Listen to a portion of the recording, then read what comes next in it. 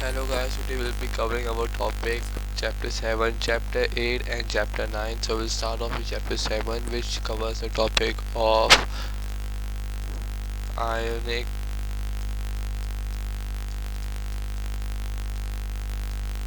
bonding. So we will discuss about three main bondings in the chemistry IGCSE specification, which is ionic bonding, and then we have covalent bonding.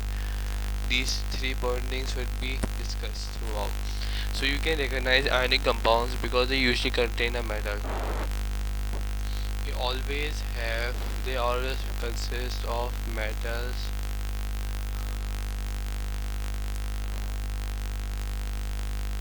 and non-metals. They only consist of metals and non-metals in them, and these there is no metal or non-metal in non-metals. CF non-metals form covalent compounds, so there is a different chapter, but in ionic compounds we usually discuss that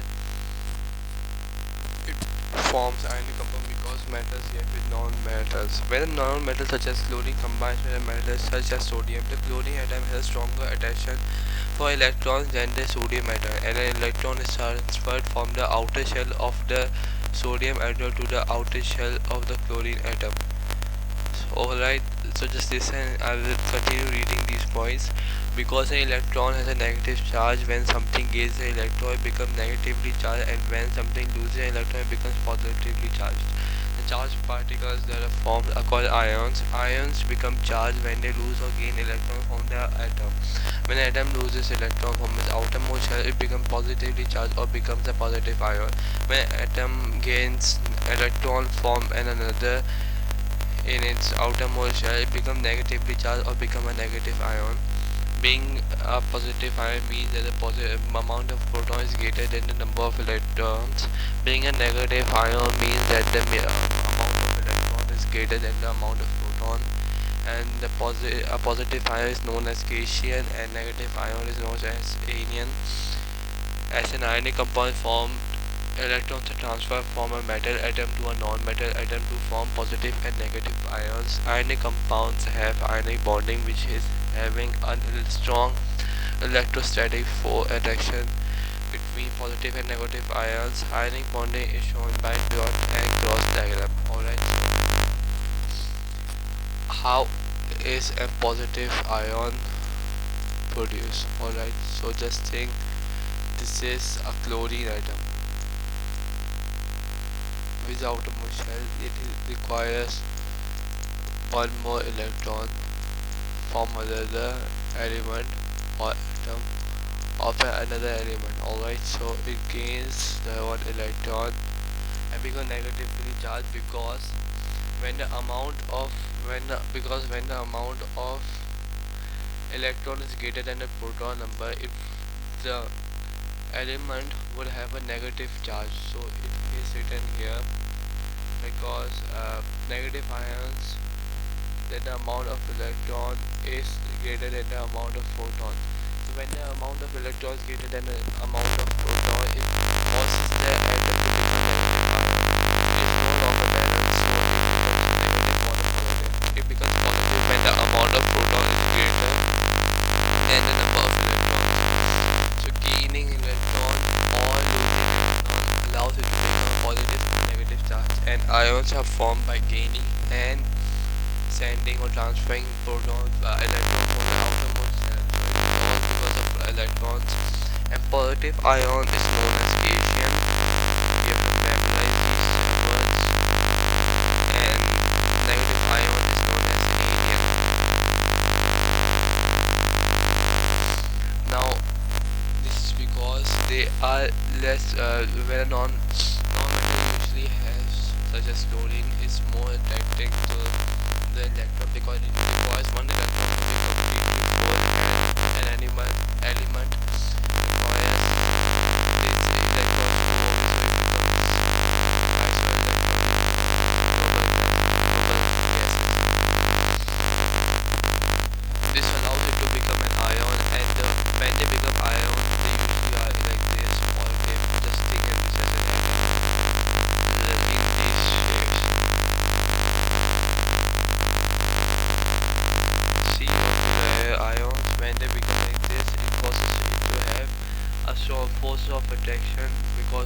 opposite, like positive attracts negative in magnets. In here positive and negative attract each other and they cause a strong electrostatic attraction. Electrostatic attraction is an important phrase, and this allows it to have an ionic bonding which keeps structure together. So now we'll talk about how it loses. So this electron, for example, here is the outermost electron and it moves from here to here. It is gained here. When it gains an electron, the outermost shell is removed from sodium, or let's just erase this.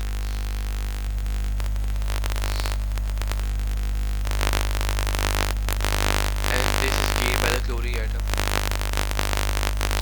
This causes it to become a negative ion and a positive ion. So whenever you have to show ionic compounds, you have to show like in this form, because you won't get any marks if you don't show in this form with negative and positive ions. You can see here also magnesium gives 2 electrons to oxygen and becomes 2 plus and 2 minus.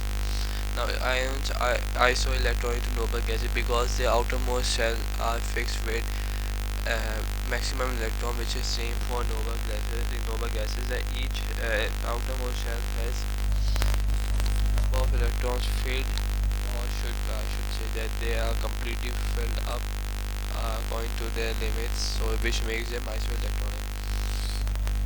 So group 1 in periodic table means that they have charge of ion 1 that they have a tendency of giving away.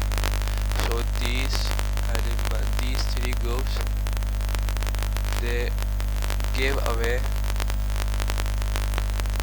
electrons to other atoms. So according to group number, we can determine that the charge of ions. So first group will have positive 1 and group 2 will have positive 2 and group 3 will have positive 3. So it will give a positive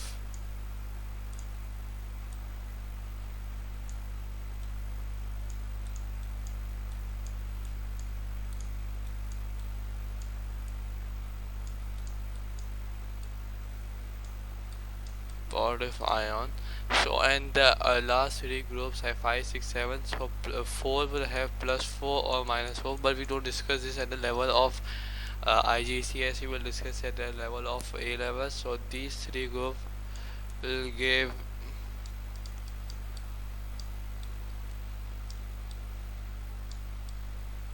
a negative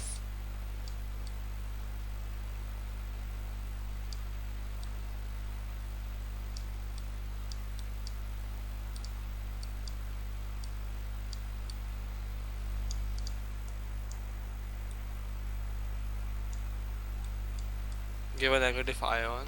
So these all will have minus 3 if they are in group 5 and minus 2 in group 6 and minus 7 in minus 1 in 7 group. This means that it requires 1 more electron, this requires 2 more electrons, this requires 3 more electrons to become fully occupied, and this requires 3 these tend to give away electrons and these tend to take in electrons. So you should memorize the positive charge of some transition metals and some compounds also, like zinc Zn2 plus, silver Ag plus, hydrogen H plus, ammonium NH4 plus, lead 2 oxide is Pb2 plus. Lead has Pb2 plus. It's not oxide, I think so, because lead has 2, as some elements have 2 in return or 3 in return, they have 1 or 4 also. So it means that they have that number of ions in them. And iron 3 chloride contains Fe3 plus ion, and copper 2 sulfate contains Cu2 plus ion. And here negative charge we have to remember NO3 minus nitrate, hydroxide has OH minus, carbon has CO3 2 minus, and sulfate SO4 2 minus. So SO4 2 minus for whole thing. And then we don't confuse ions such as sulfate and sulfide. A name like copper sulfide means that it contains copper and sulfide only. Any "ide" ending means that there isn't any complicated there. Sodium chloride, for example, is just sodium chlorine combined together. So where is ide,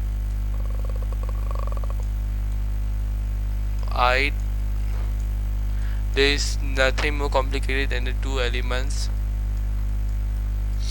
But if there is 8 at ending, it means that there is oxygen, possibly other things there as well. So for example, copper sulfate contains copper, sulfur and oxygen. So if it has 8,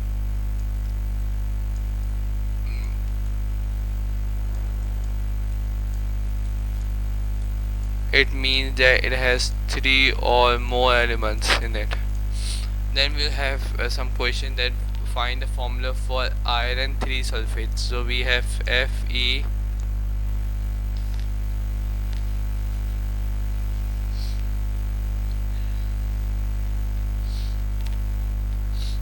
The ion for first question of iron is Fe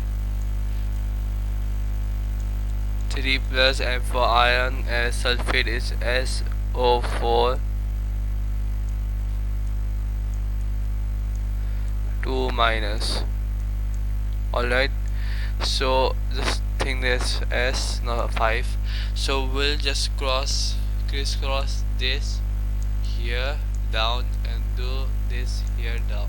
Alright, so this will become Fe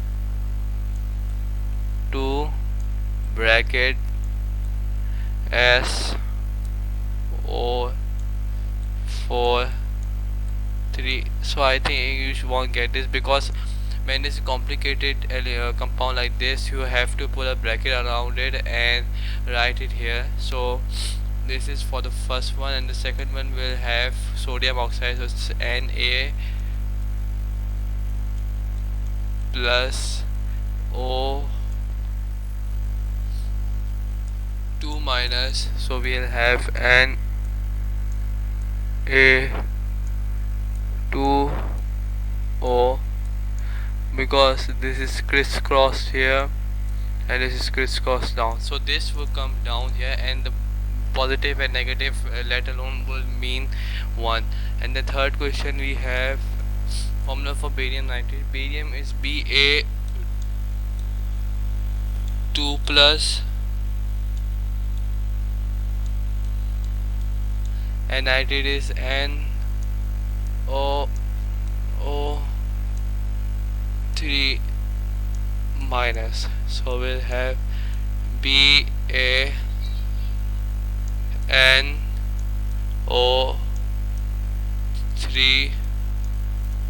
in brackets, NO3 and 2 like this. So this should be our formula for compounds. And if this, like where calcium oxide we have to find, so Ca2 plus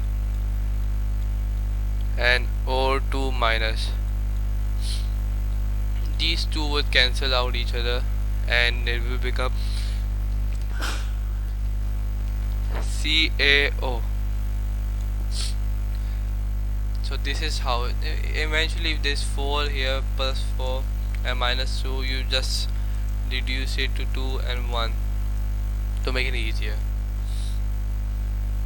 And all ionic compounds form, like for example,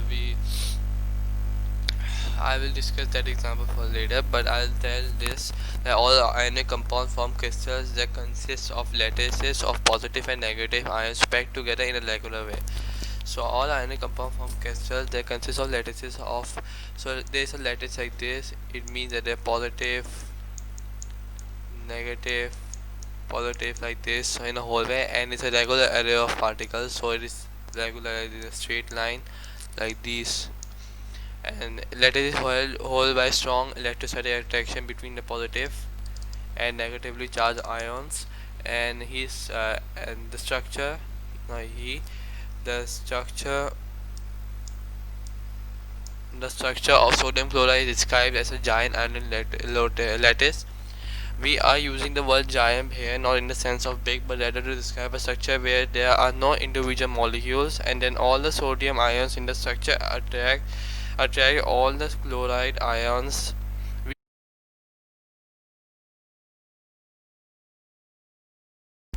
So yeah, we were talking about our magnesium oxide contains magnesium ion Mg2 plus and oxide ions O2 minus. It has exactly the same structure as sodium chloride. The only difference is that the magnesium oxide lattice is held together by stronger forces of attraction. This is because in magnesium oxide 2 plus ions are attracting 2 minus ions. In sodium chloride, the electrostatics are weaker because they are only between 1 plus and 1 minus. So basically that these are 1 plus and 1 minus, but in magnesium oxygen there is 2 plus and 2 minus. So obviously this would be greater because the ion number is also greater and will cause a stronger force of attraction in this one. And the ionic compounds have my high melting and boiling points because of the strong electrostatic force of attraction holding together in a lattice. So this is a lattice and these are ions. So providing enough heat energy would allow us to break this force of attraction, but it requires high amount of energy because the force of attraction is very strong.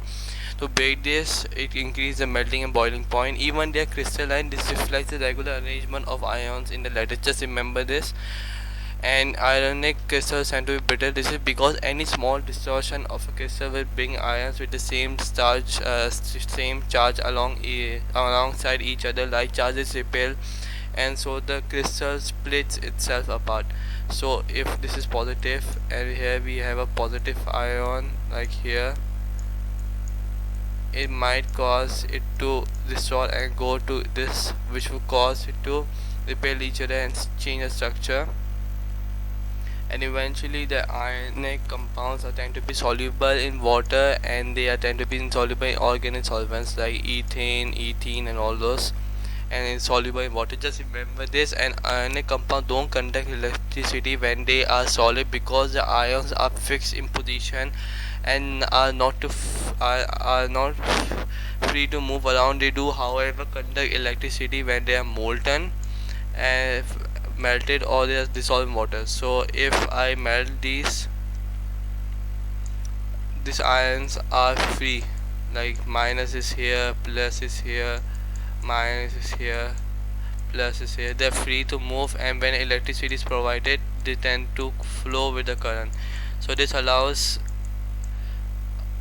current to be passing through the ionic compound. And but if they are dissolved in aqueous water, it allows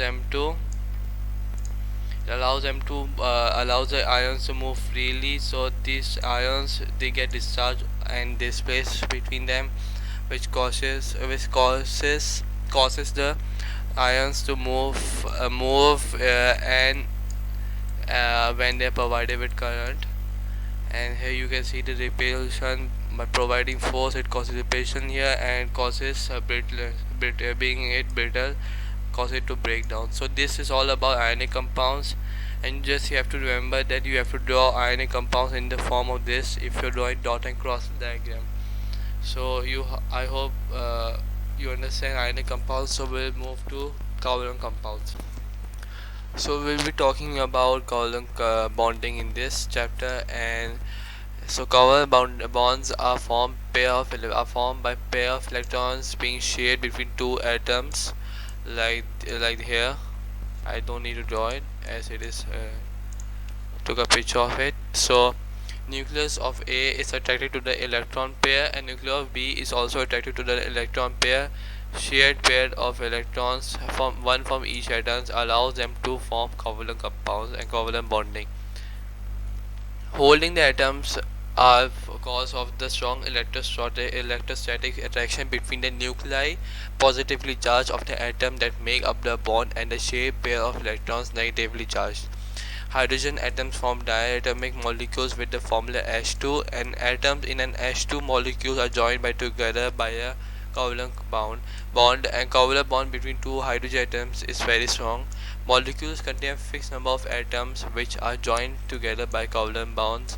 Hydrogen molecules are said to be diatomic because they contain two atoms. So two atoms, like it can be Cl2, it means they are also diatomic, and N2 means they are also diatomic. So many structures are diatomic, and these in this also they tend to become, they tend to become isoelectronic to their parenting cell, to their parenting cell. Like the parenting cell would be, I should say, atom should be the dead cell, which is atom, which is group zeros atom, and these type of cells tend to be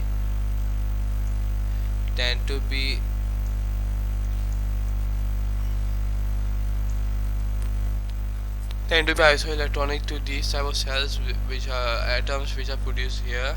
So these are isoelectronic because they have their electrons same number, or they are fully occupied in the shells. So I will draw some of the structures, like methane first, which will be like this.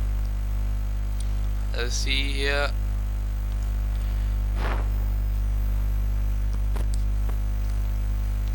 first shell,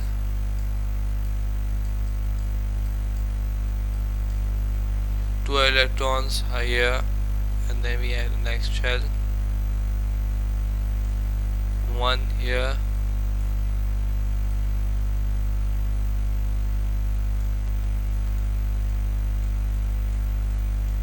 one here.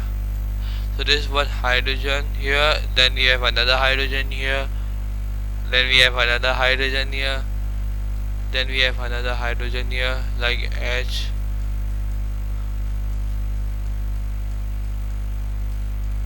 H, X, O. So the circle is for hydrogen electron. So this is like C, H, 4, which means there will be 4 atoms of hydrogen, and carbon has 4 bonds available. It allows for hydrogen for any other element to bond together. So this can be formed by 4 hydrogens bonding to carbon to form methane. And for ammonia, we could produce like this.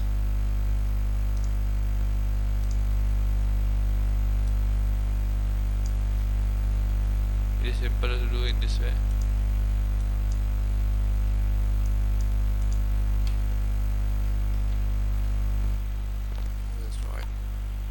So ammonia, here we'll draw ammonia.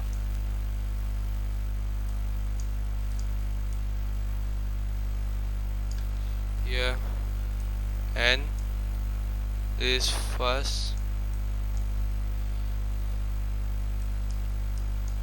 then the second shell. So ammonia is basically nitrogen has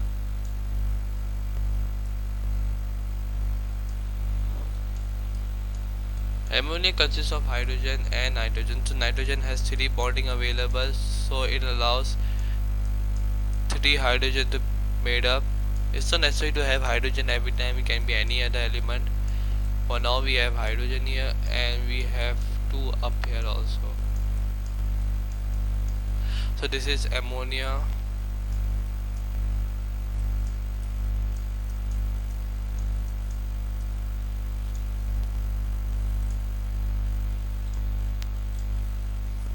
And then we have a next example,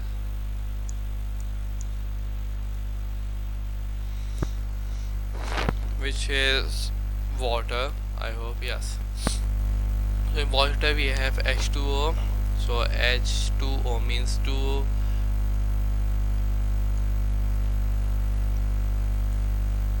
hydrogen molecule or atoms are required in this.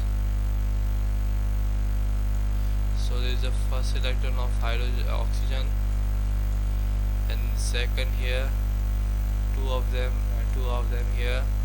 Then we need 2 hydrogen molecule atoms,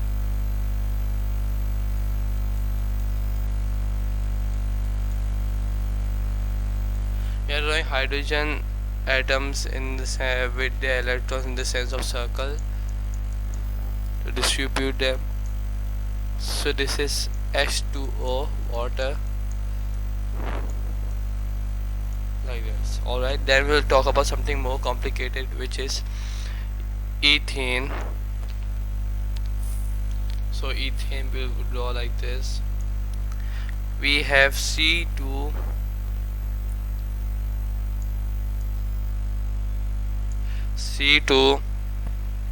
H6. Alright, so to draw this structure we need two carbon atom. So first we will draw the inner part, then we'll draw the outer.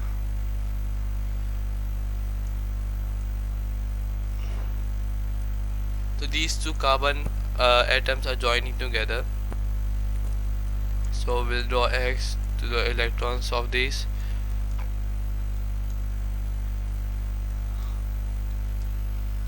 This should be our like this, and we'll use another color, red, to do like this, or we will do another X with red color.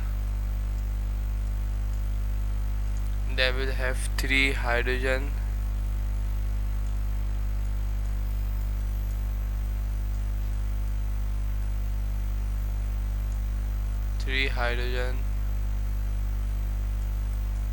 atoms on each carbon.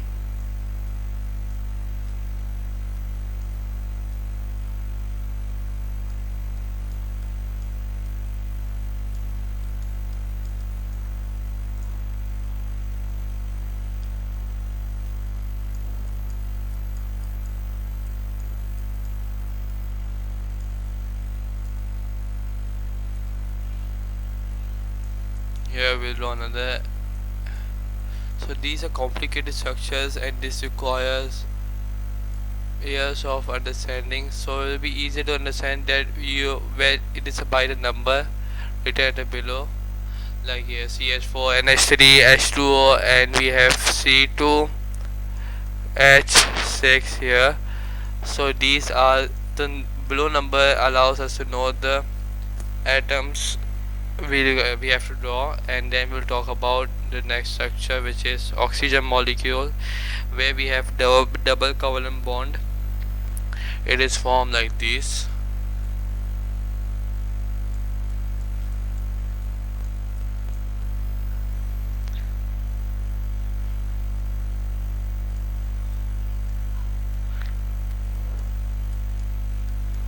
Here we have first oxygen molecule, and we'll do another color to make it easier to understand.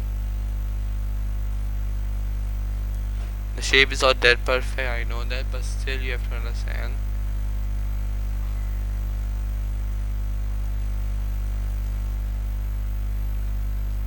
So in this double bonding we tend to have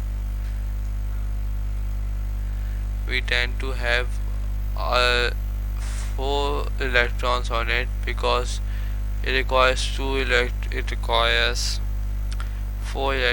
has two electrons already, it requires two more. So each cell, this one would get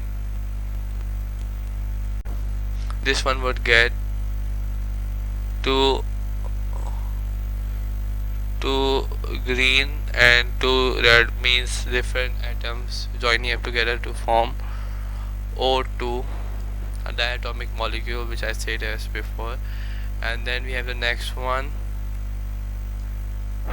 which is nitrogen. So I'll just draw the outermost shell, which means this cell, this shell only.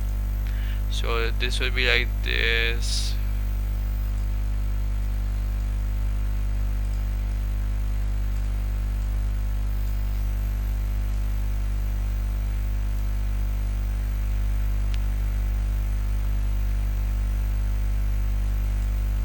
Just think this as one.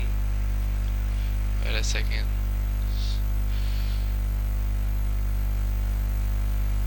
Just think this as an atom, and we'll have another line here and here, and then we'll have 6. We need 6 atoms, electrons, one here, one here, and one here. Then we'll have another one in between these. So these require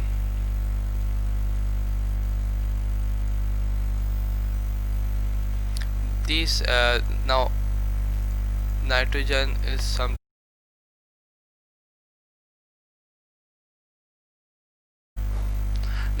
something which requires 3. It has 3, like carbon, it has 4 opportunities for bonding, it has 3 bonding, so 3 electrons on each side will add up together and form 6. So 6 plus 2 8, and now all these are balanced. So this is atomic diatomic. This is called triple covalent bonding. And then we have done this, done. Now we'll talk about carbon dioxide. Dioxide means it has 2. So I'll just draw outer shell of all of these.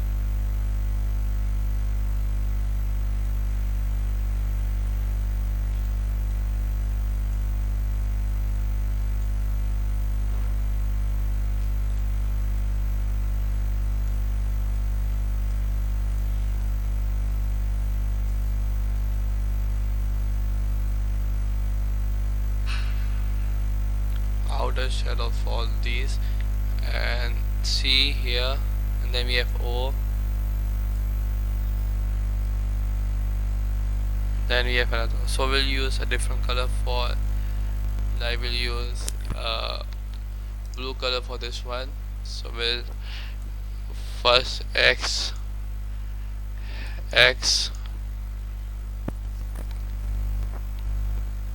so it requires 2 here. 2 electrons are free. It requires 2 electrons to become isoelectronic to noble gases. So we'll draw 2 blue electrons like this, concludes as carbon, and this means it is oxygen. Alright, so we'll put here like these 2. We have carbon dioxide because we have 2 oxygen atoms, and oxygen requires 2 electrons more. So he has taken up 2 electrons from carbon also, and he has allowed carbon to be fulfilled also with electrons in it. And then we have BF3, which is boron fluoride, and we draw like this. Now boron fluoride, boron is an element which is in group number exactly 3. It's in group 3, and it has 5 electrons in the outermost 3 electrons in its outermost shell, and there are 3 fluorines. So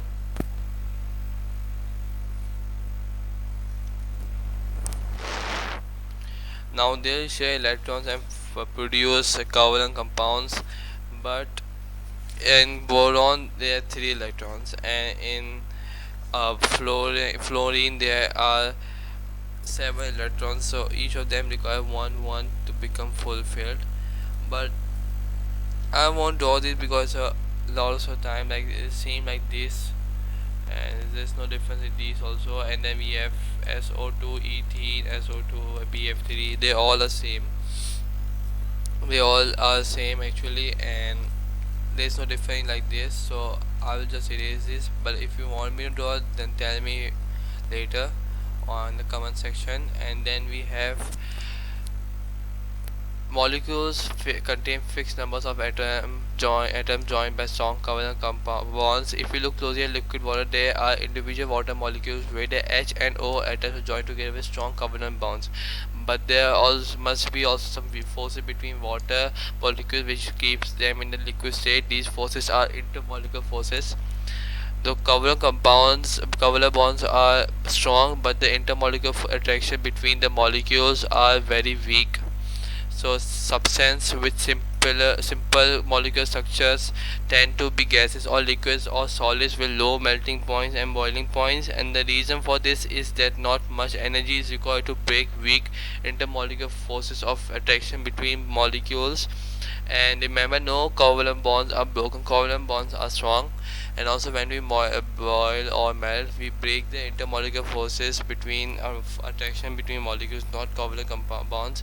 And the boiling points increases down the group, and this is because the intermolecular forces at the relative is require more energy to be broken, because as the relative molecular mass increases, this means the intermolecular force of attraction must become stronger as the relative molecular mass increases. Covalent molecular compounds do not contain electricity. This is because they don't have free electrons or no, delocalized electrons in them, and covalent molecule substances tend to be insoluble, and there are some substances which are often soluble in organic solvents. So we'll talk about these such as some characteristics of covalent compounds. Just if you want to write these down, you can write these down because these are simpler points in the book. And then we have diamonds. We'll talk about three main structures of giant covalent structures, which are diamond, graphite, and C60 fullerene. So diamond is a form of pure carbon, or it has carbon atoms, and it's a tetrahedron shape, which means it has a triangular base pyramid like this. And it's a giant covalent structure, you can see, because it is another subtopic, and even it is diamond are huge in structures inside them. And diamond has a high melting and boiling point cause of the bonding it has between its atom, and it has strong covalent bonds between its carbon in the whole diamond structure, and it is very hard and a giant covalent structure. So these 3 points are actually concluding one thing, that they don't have any intermolecular forces, which means that they have no molecules in them. As they don't have any molecules, no intermolecular forces is formed between them, which means that they have only covalent bonds, and covalent bonds tend to be more tend to require more amount of energy to be broken. So that is why they require high amount of energy. And diamond does not conduct electricity because they don't have delocalized electrons like others should have, but it can conduct heat because this non-specific is because as one end of the crystal is heated, the atoms vibrate more. The strong bonds throughout the giant structure means that these vibrations are quickly transmitted from one end of the crystal to the other. That is why they conduct heat, and diamond does not dissolve in water or any other solvent. Then we have graphite. Graphite is a soft material. Graphite is used in pencil because it allows to be lubricated on the surface of paper, because these layers can slide over each other. And graphite has a high melting and boiling point because again the intermolecular forces are broken, but it requires the covalent bonds also to broken to melt or boil. It conducts electricity. You can see here that this is a carbon compound and it has 3 bondings, and it has space of 4 bondings because there are 4 electrons, and in a shell where 8 electrons are there, 4 are there, it requires 4 bondings, and 1 electron is free in this atom. So that electron can be sped up here, and they are allowed to conduct electricity because they can move as they are delocalized electrons. And then it is insoluble in all solvents because it requires too much energy to break all the strong covalent bonds. And then this graphite is less dense than diamond. I don't know that dense.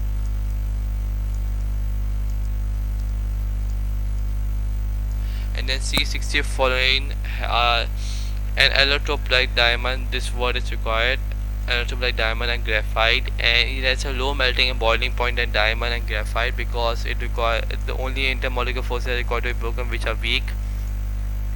And it is not hard as diamond because the forces are very weak, and it doesn't conduct electricity because the free electrons in it are within the C16 following molecule, like in in these itself. So this was all about covalent bonding and covalent compounds. Hope you understood this chapter, and next topic will be about metal.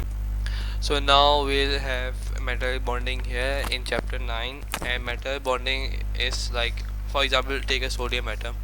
It loses its outer electron, a sodium ion, and when it loses, it's left behind. So a metallic structure consists of lattice regular arrangement of positive ions in a sea of delocalized electrons. So these are all metal ions, as they have loosened electrons from the outermost shell, and these are the loosened delocalized electrons. And metallic bonding is the electrostatic force of attraction between each positive ion and delocalized electrons. This holds the structure together. So if we have learned these three type of bonding, the similarity in these all bondings are that they are having electrostatic attraction between positive and negative charges. And here we have positive ions joining by the delocalized electron, which causes electrostatic attraction, and this causes the metals to be hard, and the metals have high melting and boiling point because the electrostatic attraction between these are quite very strong and require high amount of energy to be broken to melt or boil it. So the melting and boiling point is increased increased by because of the strong force of attraction formed between the delocalized electron and the positive ion, and they can conduct electricity because delocalized electrons, as you can see in this picture.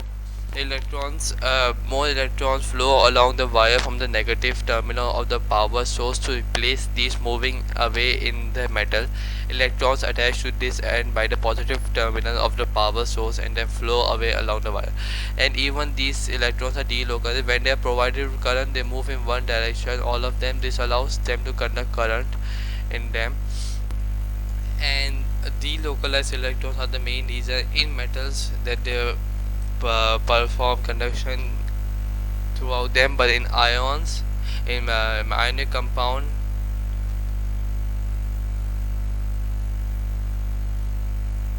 it is always about ions. These are free ions. You have to remember this, that in ionic compounds it is because of free, or we should say free, not delocalized ion. Free ions allows them to conduct electricity when they are molded in a molten form state or in a aqueous state. And then we have that they are malleable and ductile. So this is because they are malleable because the layers of positive ions can slide over each other without changing the bonding. When applied force, these can come over this one layer. These are layers of positive and negative electrons. These can slide over each other like this and change into shape and compact to each other. That is why they are malleable and ductile, and that are used in many things like wires, like copper wires. So this chapter was about metallic bonding, and it's a very small chapter. It's only about 2 pages, or should I say only about one and a half page. It was only about metals. And next chapter is about electrolysis, which is a new chapter, and it is something new for everyone else if they are starting IGCSE now. So that video would be a bit longer too also, and after that video I will do questions for chapter 5 and chapter 6.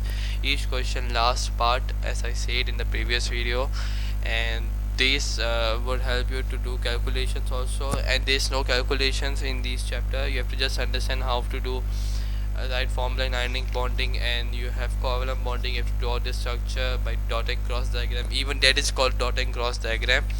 And then you have to understand metallic bonding. Just like these are some physical characteristics of it, for properties of it, so you should understand this. So thank you for watching this video, and I hope you like it, and subscribe my channel. Thank you.